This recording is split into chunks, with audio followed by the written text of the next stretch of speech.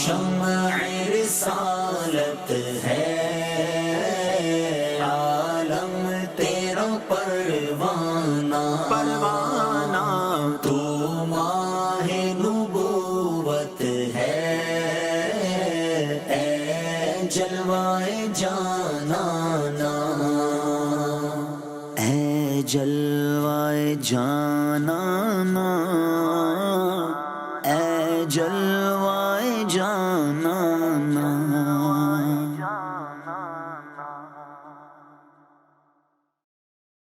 الحمد للہ رب العالمین والصلاة والسلام علی سید المرسلین، اما بعد فاعوذ باللہ من الشیطان الرجیم، بسم اللہ الرحمن الرحیم۔ الصلاة والسلام علیک یا رسول اللہ وعلی آلک واصحابک یا حبیب اللہ، الصلاة والسلام علیک یا نبی اللہ وعلی آلک واصحابک یا نور اللہ۔ ایوجین چینل کے ناظرین، پروگرام لے کر ایک مرتبہ پھر حاضر ہو چکے ہیں، روشن پہلو۔ نبی پاک صلی اللہ تعالیٰ علیہ وآلہ وسلم کی پیاری پیاری سیرت مبارکہ کے روشن پہلوؤں کو ہم لے کر آتے ہیں، اور ان روشن پہلوؤں میں پوشیدہ حکمتوں کو آپ کے سامنے ظاہر کرنے کی، بیان کرنے کی کوشش کرتے ہیں، تاکہ ہم بھی مزید نبی پاک صلی اللہ تعالیٰ علیہ وآلہ وسلم کی پیاری پیاری سیرت سے فائدہ حاصل کریں، ہم اپنی زندگی میں بھی بسائیں، اور ساتھ ہی ہم ان پر عمل کر کے کامیاب ترین لوگوں میں اپنا شمار کروا سکیں۔ آج بھی انشاءاللہ الکریم نبی پاک صلی اللہ علیہ وسلم کی سیرت کے کچھ روشن پہلو، اور کچھ وہ پہلو کے جو روشن ہیں رہیں گے، لیکن ان پر بے جا کے اعتراضات یا پھر یوں کہہ لیجئے کہ کچھ وسوسے پیدا کرنے کی کوشش کی جاتی ہے۔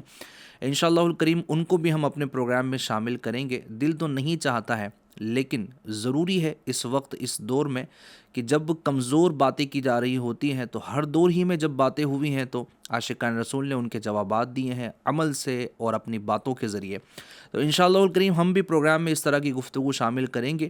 کہیں نہ کہیں اگر عاشقان رسول کی ایمان کی کیفیت کو اگر کمزور کرنے کی کوشش کی جا رہی ہوں گی، تو انشاءاللہ ہم جوابات ایسے کوٹ کریں گے کہ جس کی برکت سے اللہ نے چاہا تو وہ وسوسے اور وہ چیزیں ہم سے دور ہوا کریں گی۔ نبی پاک صلی اللہ تعالیٰ علیہ وآلہ وسلم کی پیاری پیاری سیرت لاسٹ ایپیسوڈ میں بھی آپ نے سنی، اور وحی کیا ہوتی ہے، وحی کے نزول کے اسباب کیا بنے، اور نبی پاک صلی اللہ علیہ وسلم کے ظاہری بدن پر، آپ کے جسم مبارک پر جو وحی کی جو کیفیت طاری ہوتی تھی اور جو اثر آپ پر مرتب ہوتے تھے، اس کے حوالے سے بھی کئی ساری چیزیں ہم نے اپنے آخری ایپیسوڈ میں الحمدللہ شامل کرنے کی کوشش کی تھی۔ اب ہم مزید آگے بڑھتے ہیں ایوجین چینل کے ناظرین۔ اللہ تبارک و تعالیٰ نے پیارے محبوب صلی اللہ تعالیٰ علیہ وسلم کو اعلان نبوت کا حکم ارشاد فرمایا۔ علل اعلان آپ نے اسلام کی تبلیغ فرمائی، اللہ تبارک و تعالیٰ کی وحدانیت کی طرف لوگوں کو بلایا، اور اپنی طرف لوگوں کو دعوت دی، اور چند لوگ آپ کے دامن سے وابستہ ہوئے، لیکن پھر بھی آپ کے اس کنبے قبیلے نے آپ کا وہ سپورٹ نہیں کیا جیسا ہونا چاہیے تھا۔ وہ سرزمین آپ کے آباء و اجداد ہی کی تھی، آپ کے کنبے قبیلے ہی کی تھی، اس کے باوجود وہ آپ کے لیے تنگ کر دی گئی، اور اس طرح کی پھر مصیبتوں کے پہاڑ آپ پر توڑے گئے کہ پھر آپ کو ہجرت کے لیے بھی مجبور کیا گیا۔ تو جو پہلی ہجرت حبشہ کی طرف ہوئی، اس کا سبب کیا بنا اور اس میں کیا کیا حکمتیں تھیں، آج بھی جو نیکی کی دعوت دیتے ہیں، دین کی تبلیغ کرتے ہیں، ان کے لیے کیا سیکھنے والی بات ہے، عاشقان رسول کے لیے کیا سیکھنے والی بات ہے، انشاءاللہ الکریم اس کو ہم آج کے اس ایپیسوڈ میں ڈیٹیل میں لینے کی کوشش کریں گے، اور بھی سوالات ہم ایڈ کریں گے۔ گزارش کروں گا کہ آخر تک آپ پروگرام میں شامل رہیے گا، انشاءاللہ الکریم کافی ساری باتیں سیکھنے کا موقع ملے گا۔ ہر بار کی طرح اس بار بھی پروگرام میں ہمارے ساتھ شامل ہیں مولانا عطاء المصطفیٰ مصباحی صاحب۔ حضرت کو پروگرام میں ہم خوش آمدید بھی کہتے ہیں، ویلکم بھی کہتے ہیں۔ ماشاءاللہ بڑا پیارا آپ کلام فرماتے ہیں، بڑی شیریں گفتگو آپ فرماتے ہیں۔ اللہ پاک سلامت رکھیں، آپ کو بھی سلامت رکھیں، اور آپ کے علم میں اللہ پاک مزید برکت عطا فرمائے۔ حضور، یہیں سے ہم ایپیسوڈ کا جو ہے وہ آغاز کرتے ہیں، ہجرت حبشہ اور اس میں موجود حکمت۔ ہجرت حبشہ بیسیکلی ہمیں یہ سمجھنا ہوگا کہ ہجرت کیوں ہوئی۔ جی دیکھیں، اسلام ایک آفاقی مذہب ہے، ایک کسی کونے اور کنبے میں رہنے والا نہیں، جی بلکہ ساری دنیا کے لیے ایک ایسا امبریلا ہے، ایک ایسا چھاتا ہے جو سب کے لیے پیغام امن بھی لایا ہے اور سب کو جینے کا، رہنے کا سلیقہ بھی سکھاتا ہے۔ جی جی اب ظاہر سی بات ہے جب یہ پوری دنیا کے لیے ہے تو اب اس کو پھیلانے والے بھی چاہیے۔ اب پھیلانے والے چاہیے ہوں گے تو یہ ہجرت کا انداز تو آ ہی جائے گا۔ تو ہجرت بیسیکلی یہ ایک وہاں تو مجبور کیا گیا آقا کریم صلی اللہ علیہ وسلم کے صحابہ کو کہ آپ نے حبشہ کی طرف ہجرت کی، صحابہ اکرام نے۔ پھر آقا کریم صلی اللہ علیہ وسلم نے خود مدینہ منورہ کی طرف ہجرت کی۔ لیکن یہ سارے سرکمسٹنسز، یہ سارے حالات اس لیے بن رہے ہیں تاکہ آئندہ جب تبلیغ اسلام، تبلیغ دین کرنے والے ہوں گے اور انہیں اس طرح کی چیزوں کا سامنا کرنا پڑے گا تو وہ پہلے سے ذہنی طور پر تیار رہیں جی کہ یہ پیسہ دولت تو دور کی بات، اگر گھر چھوڑنا پڑے تو چھوڑ دیا جائے گا، سبحان اللہ، اگر وطن چھوڑنا پڑے تو چھوڑ دیا جائے گا، لیکن دامن مصطفیٰ کو نہیں چھوڑ سکتے۔ جو آقا کریم صلی اللہ علیہ وسلم کا عشق ہے اس کو نہیں چھوڑا جا سکتا۔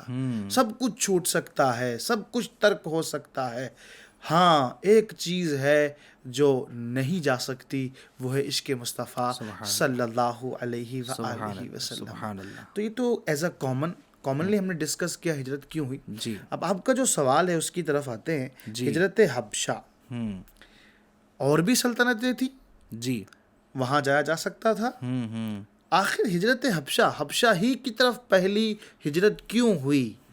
یہ بھی وہ سیرت کا سنہرا اور گولڈن باب ہے ندیم بھائی، اس کو پڑھیں اور آج کے دور کو دیکھیں تو پھر آپ کو سمجھ آئے گا میرے آقا کس طریقے سے ساری دنیا کے لیے رحمت ہیں۔ سبحان اللہ، دیکھیں حبشہ حبشیوں کا وطن ہے جہاں کالے لوگ رہتے ہیں، اور ہم تو اپنی محبت کی زبان میں کوئی اہل ایمان ہو تو اس کو کالا نہیں کہتے، جو ایمان والا ہے وہ روشن ہی روشن ہے، سبحان اللہ۔ تو اب یہ حبشیوں کا ملک ہے جن کو کمتر آنکا جاتا ہے۔ آج بھی ندیم بھائی تعجب ہوگا آپ کو جان کر کے، ایک بہت بڑا دنیا کے اندر ایک فنامنا ہے کہ ریسزم یعنی نسل کے حوالے سے لوگ بڑے فکر مند ہیں، جی اور کالے اور گورے کا فرق پھر سے زندہ ہو گیا ہے۔ اللہ اکبر، کالا اور گورے کا فرق میرے آقا نبی کریم صلی اللہ علیہ وسلم نے مٹایا۔ اور پھر دیکھیں تمام سلطنتوں کو چھوڑ کر کے ہجرت ہو رہی ہے حبشہ کی طرف، ہجرت ہو رہی ہے اس شہر کی طرف، اس وطن کی طرف، اس ملک کی طرف جس کو سب سے کم تر آنکا جاتا ہے۔ تو یہ آقا کریم صلی اللہ علیہ وسلم کا صحابہ اکرام کو اس طرف جانے کا حکم دینا، یہ دراصل ایک پیغام، ایک میسج ہے ٹو دا ہول ورلڈ کہ ہمارے یہاں سیاہ اور گورے میں فرق نہیں کیا جاتا۔ کیا بات ہے، انسان ہے، سب برابر ہیں، وی آر ایکول، ہم سب برابر ہیں، کوئی کالے کو گورے پر، عربی کو اجمی پر، کوئی کسی کو فضیلت نہیں۔ ہاں فضیلت والا وہ ہے جس کے دل میں جتنا زیادہ خوف خدا، تقویٰ ہوگا، پرہیزگاری ہوگی، وہی فضیلت رکھے گا۔ ان اکرمکم عند اللہ اتقاکم، کیا بات تو ہے، ایک تو بہت ساری حکمتوں میں سے ایک حکمت یہ ہے جو آج بھی لوگ چاہتے ہیں کہ دنیا سے ریسزم ختم ہو جائے، یہ نسل کے حوالے سے تعصب ختم ہو جائے، تو میں ان کو دعوت دوں گا آئیں، اوپن ہارٹلی آئیں اور آ کر کے میرے آقا نبی کریم صلی اللہ علیہ وسلم کی سیرت کو دیکھیں۔ ابھی تو آغاز باب ہوا ہے تو ہجرت حبشہ کی طرف ہو رہی ہے، پھر جب خطبہ حجۃ الوداع ہے تو وہاں دیکھیں، وہ انشاءاللہ کبھی موقع ملا تو ہم ڈسکس کریں گے۔ انشاءاللہ۔ خطبہ حجۃ الوداع میں تو ایسے ایسے پرنسپلز، ایسے ایسے اصول ہیں کہ آج دنیا ماتھا پٹکنے پر مجبور ہو جاتی ہے۔ آخر یہ انسانیت کا کون سا باب ہے جو آقا کریم صلی اللہ علیہ وآلہ وسلم نے کھول کے رکھ دیا ہے؟ سبحان اللہ، سبحان وہاں میرے آقا نے واضح طور پہ بیان فرمایا، جی، جب عروج مل رہا ہے، ابھی ابتدا ہے، تب بھی حبشیوں کی طرف ہجرت ہو رہی ہے۔ جی، جب عروج مل رہا ہے، جب ایک دم بالکل الشباب پر آ چکا ہے. جس مکے سے نکالا گیا ہے اس مکے میں پوری قوت اور پوری شان و شوکت اور پوری عظمت کے ساتھ پیارے آقا تشریف لا چکے ہیں. تو اس وقت بھی آپ اعلان فرما رہے ہیں ایسا نہیں ہے کہ ہمارا وہ عمل کسی کمی کی بنیاد پر تھا یا ہمارا وہ عمل کسی ذرائع یا اسباب کے کم ہونے کی وجہ سے تھا. نہیں، ہم جب اس وقت تنگی کا عالم تھا تب بھی ہمارا پیغام یہی ہے، کالے گورے سب برابر ہیں. آج جب عروج ہے، آج جب شباب اسلام زور پر ہے، تو آج بھی یہی پیغام ہے، کسی کالے کو گورے پر کوئی فضیلت سبحان اللہ. یہ نبی کریم صلی اللہ علیہ وسلم کیا کا بات انداز. کیا اور بات. پھر دوسرا یہ بتانا تھا کہ اسلام یہ مذہب اتنا پیارا، اتنا خوبصورت ہے کہ وہاں ملک حبشہ گئے صحابہ اکرام، بادشاہ کے دربار میں پیش ہوئے. حضرت جعفر رضی اللہ تعالیٰ عنہ نے وہاں تقریر بھی کی. وہاں بھی مکے کے 2 سفیر موجود ہیں جو جھٹلا رہے ہیں کہ لوگ جھوٹے ہیں معاذ اللہ اور اس طرح کی باتیں کر رہے ہیں. وہاں پر حضرت جعفر رضی اللہ تعالیٰ عنہ نے اسلام کی حقانیت کو واضح کیا اور بتایا کہ اسلام کس طرح دوسروں کے حقوق کی حفاظت کرتا ہے، کیا خوبیاں اسلام کے اندر ہیں. اور پھر ندیم بھائی حضرت جعفر رضی اللہ تعالیٰ نے جو وہاں خطاب کیا، پھر ان لوگوں نے جو قریش کے وہ لوگ تھے جو دامن اسلام سے وابستہ نہیں ہوئے تھے، انہوں نے وہاں کا بادشاہ چونکہ عیسائی تھا اس کے سامنے یہ کوشش کی کہ ایسی بات کریں جس کی وجہ سے اس کے دل میں مسلمانوں کی نفرت آ جائے. تو وہاں ایک سوال کھڑا کر دیا کہ یہ مسلمان تو آپ کے عیسیٰ علیہ السلام کے بارے میں افواہ پکتے ہیں، استغفر اللہ، اس طرح کی باتیں کرتے ہیں. حالانکہ معاذ اللہ کبھی بھی میرے نبی پاک صلی اللہ علیہ وسلم کی تعلیم تو یہی ہے، ہر نبی حق ہے، اس پر ایمان لانا ضروری ہے. ہمارا تو ایمان مکمل ہی نہیں ہوتا ایسا ہی ہے جب تک کہ ہم یہ نہ کہیں کہ ہم تمام انبیاء کرام پر ایمان لے آئیں. تو یہ تو ایمان میں شامل چیز ہے. لیکن انہوں نے سوچا کہ اس طرح سے چور راستہ بنایا جائے تاکہ اس کے دل میں نفرت ڈالی جا سکے. لیکن پھر وہ سماوی کائنات نے دیکھا، تاریخ میں محفوظ ہوا، دربار غیروں کا ہے، بادشاہ شان و شوکت کے ساتھ ہے، غیر ملک سے مکہ مکرمہ سے بھی 2 ایسے لوگ موجود ہیں جو مسلمانوں کے خلاف ورگلانا چاہتے ہیں. ایسے عالم میں جب بادشاہ غیر مسلم ہو اور پوری شان و شوکت کے ساتھ بیٹھا ہو، پھر حضرت جعفر طیار نے جب سورہ مریم کی تلاوت کی ہے تو اس کا رنگ ہی بدل گیا ہے، اس کا انداز ہی چینج ہو گیا ہے، اور ایسی آپ نے تلاوت کی کہ ایک سما بن گیا. سبحان اللہ. وہ بھی سوچنے پر مجبور ہو گیا ہوگا کہ جس کے بارے میں یہ کہہ رہے ہیں کہ یہ آپ کے نبی سے نفرت رکھتے ہیں معاذ اللہ، وہ تو ایسی آیت تلاوت کر رہا ہے جس میں ہماری نبی کی پاک ماں حضرت مریم کی عظمت کا بیان ہے. سبحان اللہ. اور جب یہ عالم دیکھا ہے تو اب وہاں کے جتنے بھی علماء تھے، عیسائی علماء، ان سب پر ایک رکت طاری ہو گئی. اور جب رکت طاری ہوئی ہے اس کے بعد اس نے پوچھا کہ بتاؤ آپ کے رسول ہمارے رسول کے بارے میں کیا کہتے ہیں. تو حضرت جعفر نے کہا میرے رسول نے تو یہ تعلیم دی ہے کہ وہ خدا کے بندے اور اس کے رسول ہیں جو کنواری پاک مریم رضی اللہ تعالی عنہا سے بغیر باپ کے خدا کی قدرت کا نشان بن کر کے آئے ہیں. جب یہ انداز سنا ہے اس کی آنکھوں میں آنسو ہیں اور پھر کہتا ہے بے شک انجیل اور قرآن ایک ہی سورج کی کرنیں ہیں اور ایک ہی چشمے کی موجیں ہیں. واہ واہ واہ واہ. تو یہ انداز بھی، یہ فیس بھی ریویل کرنا تھا جس کو ٹرو کلر آف اسلام کہا جا سکتا ہے کہ اسلام کسی نبی کی توہین نہیں کرتا. تو یہ اصل تصویر بھی دکھانا تھی، اس لیے ادھر حبشہ کی طرف سبحان اللہ سبحان اللہ سبحان اللہ. کیا بات ہے. اور اگر حبشہ کی طرف ہجرت نہ ہوتی تو آج یہ سارے واقعات ہم نہ سنتے. نجاشی بادشاہ کی یہ تاثرات جو احادیث میں موجود ہیں یہ ہمارے سامنے نہ آتے. اچھا پھر ناظرین کرام، صحابہ اکرام کا اپنے ملک سے باہر نکلنا، اپنے شہر سے باہر نکلنا، کہیں اور ہجرت کر کے جانا، یہ ہجرت اپنے آپ میں ان کے لیے بھی مضبوطی کا باعث بنی نا. یہ اسٹرانگ ہوئے، ان کا حوصلہ بڑھا، ان کی ہمت بڑھی. گویا ہجرت میں برکت ہی برکت ہے. آج بھی آپ دیکھیں کہ جو جتنے ملکوں کا سفر کر لیتا ہے، رہائش اختیار کر لیتا ہے، اس کے تجربات میں، اس کے حوصلوں میں، اس کی ہمت میں اضافہ ہی ہوتا ہے. وہ لوگ جو اپنے شہر سے باہر نہیں نکلتے ہیں، جو ٹریول نہیں کرتے ہیں، جو چاہے اختیاری غیر اختیاری طور پر ایک ہی جگہ سے کہیں اور نہیں نکلتے. آپ دیکھیں گے کہ ان کے تجربات میں، ان کے حوصلوں اور ہمت میں آپ کو کافی فرق نظر آئے گا. تو اسلام کا یہ جو ہجرت والا کانسیپٹ ہے، قرآن نے ان کے فضائل کو بیان کیا اور باقاعدہ صحابہ اکرام علیہم الرضوان کے لیے اس کے انعامات کو بیان کیا گیا. لیکن دنیاوی طور پر اگر دیکھیں تو صحابہ اکرام جب پلٹے تو سبحان اللہ ان میں وہ طاقت، وہ قوت، وہ جذبات تھے. اور جو خطبات ابھی آپ ملاحظہ فرما رہے ہیں، آپ سماعت فرما رہے ہیں، کتنے شاندار ہیں. جب نجاشی بادشاہ نے اس طرح کے تاثرات کا اظہار کیا ہوگا عطا صاحب، ان کے حوصلے کتنے بڑے ہوں گے. کتنے بڑے. اگر یہ ہجرت نہ ہوتی تو شاید یہ وہیں ایک کنبے قبیلے میں سمٹے رہتے ہیں اور یہ اپنے آپ میں غمگین ہوتے ہیں. گویا کہ اس ہجرت کے سفر میں بھی اللہ تبارک و تعالیٰ نے بے شمار حکمتیں پوشیدہ رکھی تھی، جس میں سے کچھ جھلکیاں بھی آپ سماعت کر رہے ہیں. ناظرین، ابھی یہ اعلان نبوت کا 7واں سال ہے اور اب بھی کیفیت ایسی ہے کہ چند ایک لوگ ہی دامن اسلام سے وابستہ ہوئے ہیں. لیکن غیر مسلموں کے لیے یہ سب سے بڑی بات تھی جو ان کے دل پر قیامت بپا کر رہی تھی، وہ یہ تھی کہ اب بھی لوگ دامن مصطفیٰ سے، دامن اسلام سے وابستہ ہونے سے رک نہیں رہے. کچھ نہ کچھ افراد آپ کی طرف راغب ہیں. انہوں نے یہ دیکھا کہ اگر یہ سلسلہ چلتا رہا تو کئی لوگ اسلام سے جڑ جائیں گے، دامن اسلام سے وابستہ ہو جائیں گے، دامن مصطفیٰ سے جڑ جائیں گے. تو انہوں نے سوشل بائیکاٹ کیا، نبی پاک صلی اللہ تعالیٰ علیہ وسلم کا سوشل بائیکاٹ کیا. اور پہلے تو یہ اسٹیپ انہوں نے لی کہ معاذ اللہ رب العالمین جو بڑے بڑے افراد تھے، لوگ تھے، انہوں نے یہ فیصلہ کر لیا کہ محمد صلی اللہ تعالیٰ علیہ وسلم کو یہ قتل کر دیں گے، معاذ اللہ رب العالمین شہید کر دیں گے.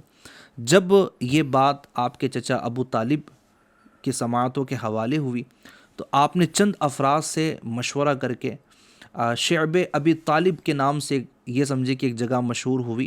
یہ ایک یوں سمجھیے کہ ایک ایسی وادی تھی کہ جہاں پر نبی پاک صلی اللہ تعالیٰ علیہ وسلم کو رکھا گیا، محصور کیا گیا. اور بیسیکلی چند اور بھی کنبے قبیلے کے افراد تھے کہ بعد میں یہ بھی وہیں پر گویا کہ رہنے لگے. اور دیگر جو وہ افراد تھے کہ جو ابھی تک دامن اسلام سے وابستہ نہیں ہوئے تھے، نبی پاک صلی اللہ تعالیٰ علیہ وآلہ وسلم ہی کا نہیں بلکہ چند اور ان افراد کو بھی انہوں نے سوشل بائیکاٹ کا نشانہ بنایا اور نبی پاک صلی اللہ تعالیٰ علیہ وسلم وہاں پر محصور رہے، وہاں پر موجود رہیں.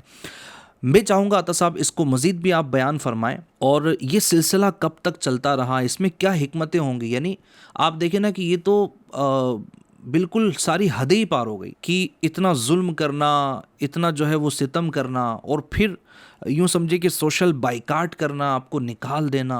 اچھا، جو آپ کی فیور میں ہے اس پر ظلم و بربریت کا ان کو نشانہ بنانا، یہ جو ساری چیزیں تھیں، یہ جو سارا معاملہ تھا، اس میں آپ کیا وہ پہلو بیان کریں گے جو ہمارے لیے سیکھنے کے لیے؟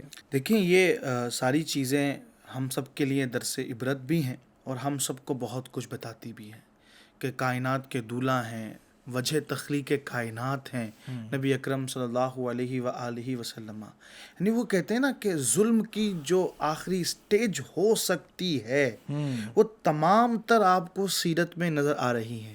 اس سے بڑا ظلم اور کیا ہوگا کہ آپ کو سوشلی بائیکاٹ کر دیا جائے، ایک جگہ قید کر دی جائے.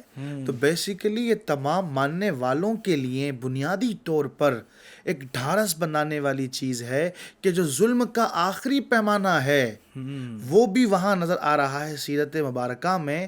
تو اب آپ سوچ لیں، اس آخری پیمانے تک بھی پہنچنا پڑے تو اپنے پائے ثبات میں لغزش نہیں لانا ہے، اسی پر جمے رہنا ہے. کیا بات ہے! تو یہ اب اس سے بڑا تو اور کوئی ظلم ہو ہی نہیں سکتا. جب ظلم کے اس آخری پیمانے تک صحابہ اکرام نے اپنی جانوں کا نذرانہ پیش کیا ہے تو پھر ہم اور آپ پر آنے والی آزمائشیں تو بڑی تھوڑی اور بڑی چھوٹی سی ہیں. تو یہ سب چاہنے والوں کے لیے، سارے عاشقان رسول کے لیے ایک عظیم پیغام ہے تاکہ وابستگی مضبوط رہے. اصل میں یہ عشق مصطفیٰ سکھانے کے لیے تھا، اس کی دوام کے لیے تھا، اس کے استقلال کے لیے تھا، تاکہ یہ کنٹینیو باقی رہے. وہ ہوتا ہے نا، اگر ہم کسی چیز کا انجام دیکھ لیتے ہیں تو پھر فیصلہ کرنے میں آسانی ہوتی ہے. اب انجام آپ کے سامنے ہے، اس عشق رسالت کے دربار میں آؤ گے تو یہ ساری آزمائش ہو سکتی ہیں، اس لیے گھبرانا نہیں. تو یہ میرے سارے ینگسٹر سارے نوجوان جو تھوڑا سا ماحول بدل جانے سے گھبرا جاتے ہیں، جی تھوڑی سی چیزیں چینج ہو جانے سے اپنا رویہ تبدیل کرنے لگتے ہیں، اپنا انداز بدلنے لگتے ہیں، ان سب کے لیے سیرت پکار رہی ہے، پیغام دے رہی ہے، ہیزیٹیٹ نہ ہوں، پریشان نہ ہوں، ڈونٹ وری. اگر آپ نے یہ دامن اور یہ عشق کا راستہ اپنایا ہے تو پھر یہ راستہ عشق کا ایسا ہی ہے جو آپ کو دکھایا جا رہا اچھا، ہے. یہ بھی میں سوچ رہا تھا صاحب کہ صحابہ اکرام پر ابتدائے اسلام میں اتنے ظلم و ستم ہوئے ہیں اور یہ ڈٹے رہے، یعنی ان پر اتنی آزمائشوں کے پہاڑ توڑے گئے، ظلم و ستم ان پر ہوئے. تو میں یہ سمجھتا ہوں کہ جس طرح ہم اگر اپنی ایک کھیتی کی مثال لیں کہ ایک دانے کو جب زمین میں گاڑا جاتا ہے، بویا جاتا ہے، دیکھیے زمین میں جاتا دانہ ہے، بیج جاتا ہے، اب اس پر ہل چل رہا ہے، پانی دیا جا رہا ہے، کتنی ساری پروسیس سے وہ گزر رہا ہے، اس کے بعد میں جناب وہ پھوٹتا ہے. یعنی ساری آزمائشیں اور مشقتیں بعد میں آنے والے پھل نے نہیں دیکھی تو اس بیج نے ہے کہ جس کو اندر گاڑا گیا، اس پر ہل چلایا گیا، اس کو پانی دیا گیا، سورج کی تپش بھی اس نے برداشت کی ہے، ساری چیزیں اس نے برداشت کی ہیں. نتیجہ کیا نکلا ہے؟ وہ پھول کی شکل میں یا جناب سبزیوں کی شکل میں یا آپ کہہ لیں پھلوں کی شکل میں ہمارے سامنے نکلا ہے. تو یہ صحابہ اکرام تو دین کی بنیاد ہے نا، جی، یہ تو دین کا اثاثہ ہے. اسلام پھیلا ہی انہی کی بدولت ہے. آج اللہ کی رحمت سے دنیا بھر میں جو شجرہ اسلام لہلہا رہا ہے یہ انہی کی بدولت پھیلا ہے. تو حق بھی تھا کہ ان کو آزمایا جائے، اور یہ آزمائش میں خراب بھی اترے ہیں، امتحان ہوا اور یہ خرے بھی اترے ہیں. اور سبحان اللہ ان آزمائشوں کے ذریعے اللہ تبارک و تعالیٰ نے ہمیں پیغام دیا کہ اگر ہمیں بھی آزمایا جائے تو ہمیں بھی آزمائشوں میں خرا ہی اترنا ہے. جی بالکل آپ نے صحیح فرمایا. اور یہ تو ہم نے ایک خاص پرسپشن میں گفتگو کی، بالکل ایسا ہی. اس کو آپ عمومی رکھیں جی تو یہ زندگی کے ہر اسٹیپ پر آپ کو رہنمائی دے گا کہ مقصد جتنا عظیم ہوتا ہے آزمائشیں ویسی ہوا ایسا ہی کرتی ہے، ہیں. ایسا وہ ہی ہے. کسی نے بڑی پیاری بات کہی ہے، العطایا علی قدر البلایا. نوازشیں جیسی پانا چاہتے ہو ویسے ہی آزمائشوں کی بھٹی سے گزرنا پڑے گا. تو اب آپ کو دیکھنا ہے، آپ نے جب ٹارگیٹ ایک بڑا بنایا ہے، میرے ینگسٹر، چاہے وہ ایجوکیشن کا ٹارگیٹ ہو، چاہے وہ بزنس کا ٹارگیٹ ہو، جو بھی آپ ٹارگیٹ بنا رہے ہیں، یہ سیرت ہمیں درس دے رہی ہے ٹارگیٹ جتنا بڑا ہوگا آزمائشیں ویسی ہی ہوں گی. اس لیے ٹارگیٹ اور خواب اور ڈریم تو بڑے دیکھ لیے ہیں، لیکن آزمائشوں کے لیے بھی تیار رہنا ہے. تو وہ سب ناظرین، وہ سب ینگسٹر جو ابھی اپنا فیوچر برائٹ کرنا چاہتے ہیں، وہ آئیں اور سیرت کے اس پہلو سے ایک موٹیویشن لیں اور اپنے آپ کے اپنے عزم کو دہرائیں کہ انشاءاللہ ٹارگیٹ بڑا ہے تو ہم ہر آنے والی مصیبت کے لیے اپنا سینہ تیار لیے بیٹھے ہیں.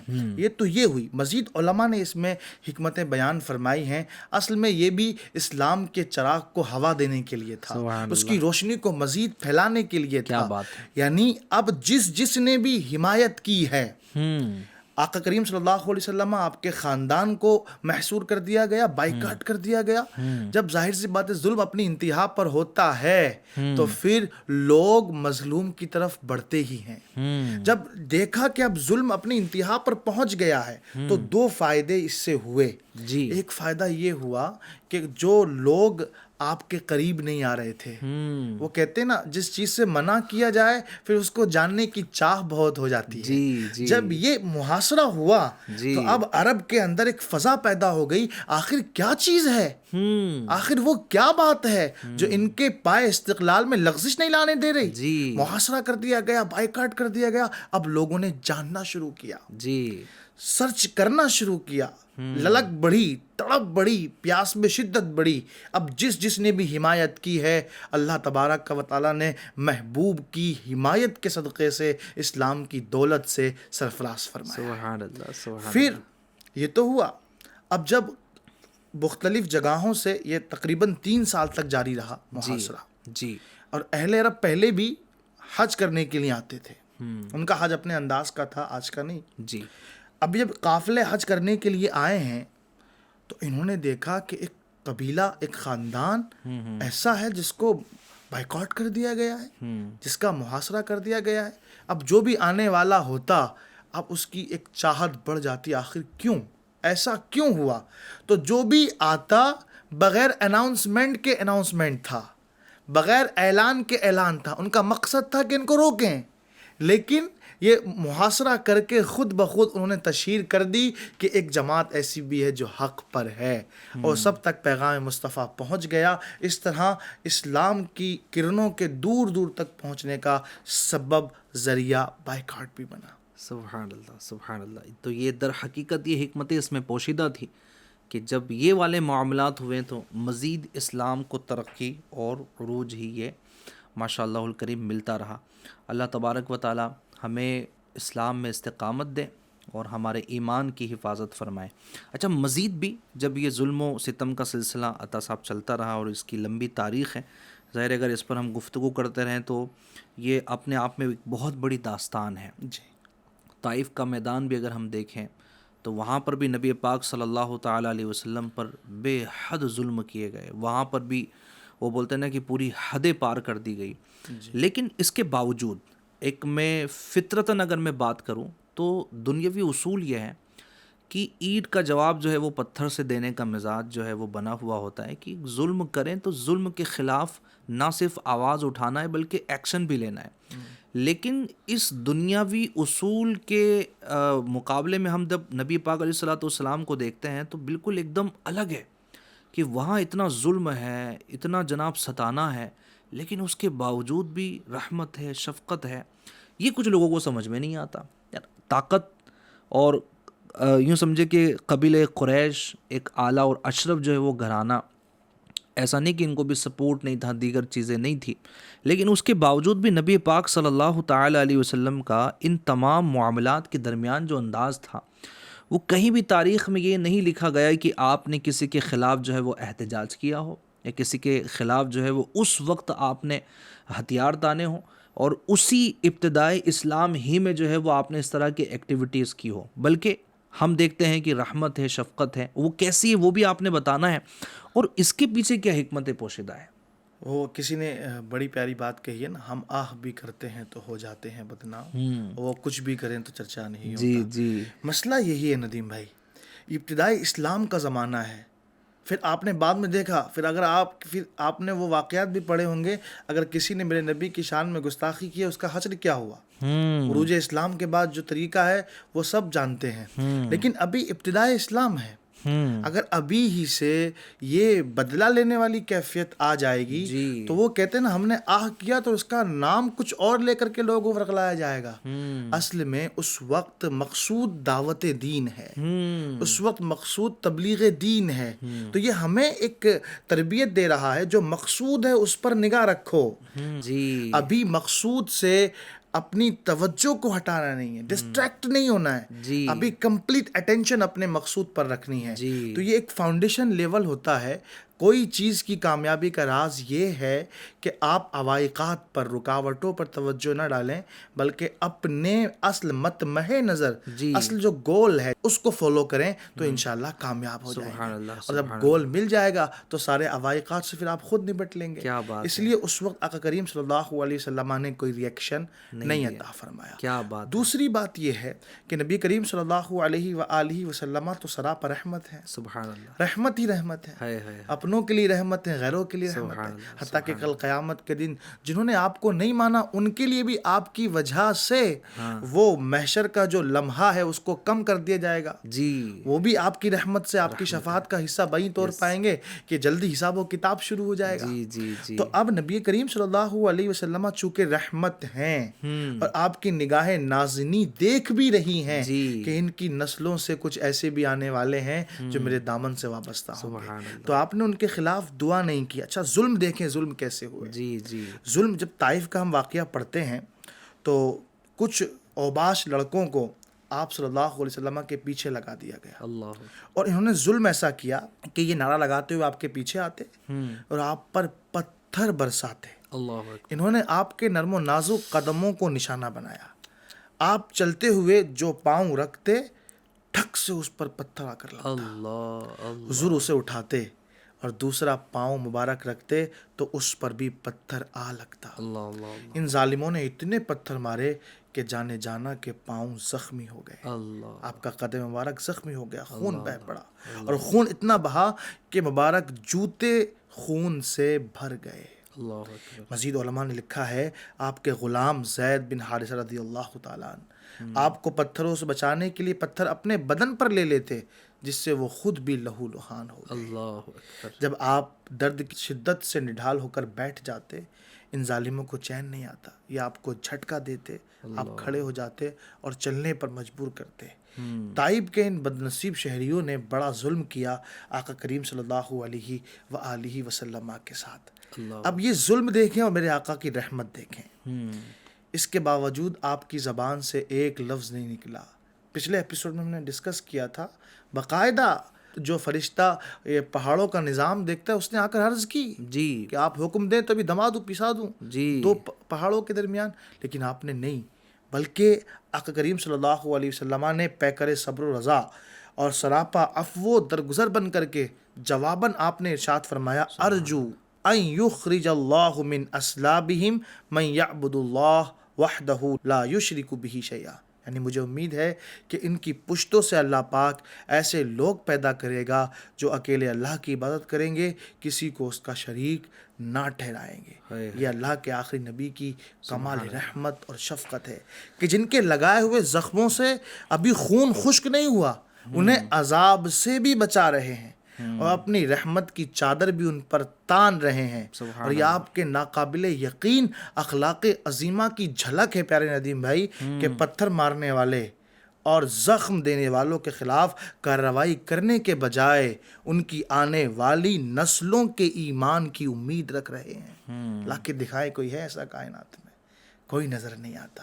اور یہ پھر ڈھارس ہے سارے عاشقوں کے لیے، سب میلاد منانے والوں کے لیے کہ او امتیو، او عاشقان میلاد جن کا میلاد منا رہے ہو، وہ مصطفیٰ تو اپنے دشمنوں کے خلاف بھی دعا نہیں کرتے تو تمہارے لیے کتنی رحمتوں بھری دعائیں تمہارے عشق کا صلہ کیا ملے گا، یہ تو کل قیامت میں زلف مصطفیٰ کی ٹھنڈک میں محسوس. کیا بات ہے. تو یہ سیرت کا جو روشن پہلو ہے نبی پاک صلی اللہ تعالیٰ علیہ وسلم کا ظلم برداشت کرنا، ان کے خلاف دعا نہیں کرنا، یہ ہمارے لیے بھی یوں سمجھیے کہ آئیڈیل ہے نبی پاک صلی اللہ علیہ وسلم کا یہ عمل کہ ہم پر بھی اگر اس طرح کی چیزیں ہونا صبر کر دیں، برداشت کریں، ٹھیک ہے، ان کے حق میں دعائیں کریں اور اپنے وقت کا انتظار کریں. اللہ تبارک و تعالیٰ یہ ظالم کو چھوڑتا نہیں ہے. آپ نے دیکھا نبی پاک علیہ الصلوۃ والسلام نے برداشت کیا، آپ نے صبر کیا، اللہ پاک نے اس کا صلہ کیا عطا فرمایا. الحمدللہ جو شجرہ اسلام پوری دنیا بھر میں لہلہا رہا ہے، اگر اس وقت نبی پاک علیہ الصلوۃ والسلام ایکشن لیتے، بائیکاٹ کرتے، تو شاید مذہب اسلام پوری دنیا میں اس طرح نہ ہوتا جیسی آج اسلام کی شکل و صورت پوری دنیا میں موجود ہیں. تو ہمیں یہ سیکھنے کا سمجھے کہ اس میں موقع ملتا ہے کہ ہمیں بھی صبر کرنا چاہیے، برداشت کرنا چاہیے. اچھا، یہاں پر ان لوگوں کے لیے بھی جو دنیاوی طور پر بھی کوئی بھی کام کا آغاز کرتے ہیں، چاہے وہ بزنس ہو یا جو بھی پارٹ آف لائف ہو، جو بھی اس طرح کا ایک پروجیکٹ ہو، اسٹارٹنگ میں مخالفت کرنے والے بھی کھڑے ہوتے ہیں اور پریشان کرنے والے بھی کھڑے ہوتے ہیں. بھائی یہ کیوں کر رہے ہو، یہ تمہیں آتا ہی نہیں ہے، تم اس کے لائق ہی نہیں ہو، نہ جانے کیسے کیسے القاب سے جو ہے وہ ملقب کر دیا جاتا ہے. لیکن یہاں پر بھی جو ہے وہ صبر کا دامن تھامے رکھنا چاہیے. اگر آپ اپنے صحیح اصولوں پر موجود ہیں، آپ جانتے ہیں کہ آپ حق پر ہیں اور آپ کے حق ہونے کی صداقت اہل حق کی جانب سے موجود ہے، تو پھر آپ نے ہلنا نہیں، پھر آپ نے پلٹنا نہیں. آپ آگے دیکھتے رہیں، آگے بڑھتے رہیں، کامیابی انشاءاللہ الکریم آپ کے قدم چومیں گی. سیرت مصطفیٰ کا یہ جو روشن باب ہے، روشن پہلو ہیں، نبی پاک صلی اللہ تعالیٰ علیہ وسلم نے پیچھے مڑ کر نہیں دیکھا، بلکہ اپنے مقصد کی طرف آپ متوجہ رہیں. تو اللہ کی رحمت سے ایک وقت وہ آیا کہ لاکھ صحابہ اکرام کا مجمع موجود تھا، 1.25 لاکھ 1.5 لاکھ قریب صحابہ اکرام سبحان اللہ یہ موجود تھے، اور پھر پوری دنیا میں انہوں نے سفر کیے اور اللہ کی رحمت سے اسلام جو ہے یہ پھیلتا چلا گیا. تو یہ ہمارے لیے بہت سیکھنے والی باتیں اللہ کی رحمت سے سیرت مصطفیٰ میں اس باب میں موجود ہیں. اور بھی سیرت کے حسین پہلو ہیں انشاءاللہ الکریم. نیت ہے کہ ہم بتدریج آگے بڑھتے چلے جائیں، اور بھی ایپیسوڈز ہم کریں جس میں سیرت کے یہ روشن پہلو ہم آپ کے سامنے بیان کریں جو عموماً بیان نہیں کی جاتی یا اس طرح سے بیان نہیں کی جاتے جیسے بیان کیے جانے چاہیے، کہ ہم بیان بھی کریں اور ہمارے لیے ان سے سیکھنے والی کیا باتیں ہیں اس کو بھی ہم ڈسکس کرتے رہیں. تو آپ ہمارے ساتھ بنے رہیے گا اس پروگرام میں بھی، FGN چینل کے دیگر پروگرامز بھی دیکھتے رہیے انشاءاللہ الکریم. نیکسٹ ایپیسوڈ پھر ہم نبی پاک صلی اللہ تعالیٰ علیہ وسلم کے سیرت کے ان روشن پہلوؤں پر لے کر آئیں گے اور آپ کو بتائیں گے کہ نبی پاک صلی اللہ تعالیٰ علیہ وسلم کے سیرت کا وہ روشن پہلو ہمارے لیے کتنا فائدہ مند ہے اور ہمارے لیے اس میں سیکھنے کی کتنی ساری باتیں موجود ہیں، کیا پوشیدہ ہے اس میں حکمت ہے۔ جب تک اپنا بہت خیال رکھیے گا، FGN چینل دیکھتے رہیے گا۔ صلو علی الحبیب صلی اللہ علی محمد صلی اللہ تعالیٰ علیہ وآلہ وبارک وسلم۔ تو شمع رسالت ہے، عالم تیرا پروانہ، تو ماہ نبوت ہے، اے جلوائے جانانا، اے جلوائے جانانا، اے جلوائے جانانا۔